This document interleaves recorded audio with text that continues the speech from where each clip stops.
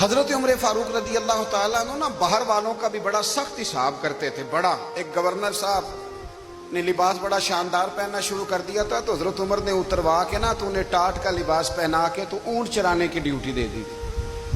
اتنا سخت احتساب کرتے. کسائی کی دکان پر بھی 1-2 گھنٹے کھڑے ہوتے تھے. جو آدمی مسلسل 2 دن گوشت خریدتا تھا نا فرماتے تھے اس کا ٹیکس بڑھا دو, لوگوں کو دال نہیں مل رہی اور یہ روز گوشت کھاتا ہے. حضرت فاروق اعظم اس کو جزیہ کہا جاتا تھا یا کچھ اور معاملات ہوتے تھے بڑھا دیتے تھے. مسلسل جو 2 دن آدمی گوشت کھاتا تھا فرماتے تھے مدینے میں غربت ہے, اگر یہ والا نظام تم کرو گے تو غریب لوگ کس کی طرف دیکھیں گے. لیکن اس سے زیادہ بڑھ کر جو ان کی زندگی کا معیار اور سٹیٹس تھا وہ یہ تھا کہ اپنے گھر کا خاص خیال رکھتے, خاص توجہ کرتے. ملک شام سے اور ایران سے کچھ لوگ آپ کی خدمت میں آئے تو وہاں سے کچھ کنیزیں بھی آئیں ان کے بادشاہ کا پیغام لے کے. شاہ ایران کی کنیز کو ملکہ نے کہا کہ نا حضرت عمر کی زوجہ کو دیکھ کے آنا ذرا کس طرح کی ہے. ہمارے ملک میں کیا کہتے ہیں خاتون اول, باقی سارے دوؤں میں خاتون اول. ذرا خاتون اول کو دیکھ کے آنا. تو وہ جب آئی نا گھر میں ملنے تو کہا کہ مجھے میری ملکہ نے کہا تھا کہ عمر کی زوجہ سے اہلیہ سے ملاقات کر کے آنا. تو حضرت عمر کی اہلیہ نے نا ایک جوڑا کپڑوں کا دے دیا ملکہ کے لیے اور ایک خوشبو کی شیشی دے دی. اب جب وہ تحفے وہاں گئے تو اس ملکہ نے نا کچھ سونے کا سامان بھیجا, کچھ زیورات بھیجے, کچھ تحائف بھیجے. جب حضرت عمر کے گھر آئے نا وہ خادم لے کے آیا, اس نے کہا جی آپ کی اہلیہ نے تحفے بھیجے تھے. تو جواب میں شاہ ایران کی بیوی نے یہاں جس ملک کا وہ سفیر تھا انہوں نے بھی یہ بھیجے.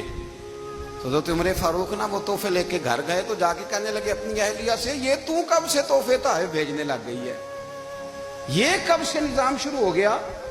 تو کہ حضور تحفہ دینا لینا تو ٹھیک ہے, سنت ہے, محبت بڑھتی ہے, تو یہ کوئی قباحت نہیں, اور میں نے اپنی ذاتی استعمال کے لیے جو چیزیں رکھی تھی وہ میں نے دی ہیں.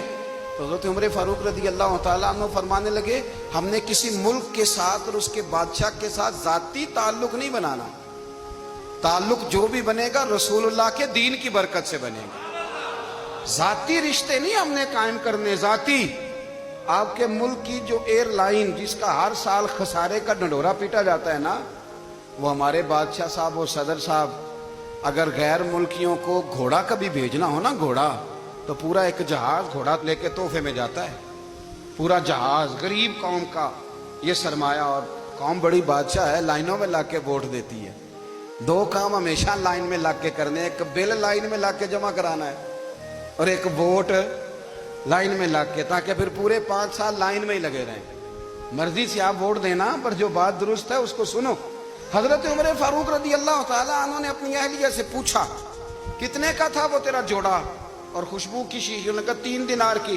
فرمایا یہ 3 دینار تیرے اور باقی جو تحفے آئے ہیں وہ تو خود کہہ, چونکہ اس نے تیرے نام بھیجے ہیں. تو کہہ کہ میں مال غنیمت میں دیتی ہوں, تو کہہ میں مسلمانوں کو کہہ. تو زوجہ ہنس پڑی, کہنے لگی میں نہ بھی کہوں تو مجھے کہنا تو پڑے گا ہی, کہنا تو میں نے ہے ہی, کیونکہ سامنے عمر فاروق ہیں, لہذا فرمایا کہہ دیتی ہوں میں نے دیا خزانے کو. حضرت عمر نے جمع کرا لیا.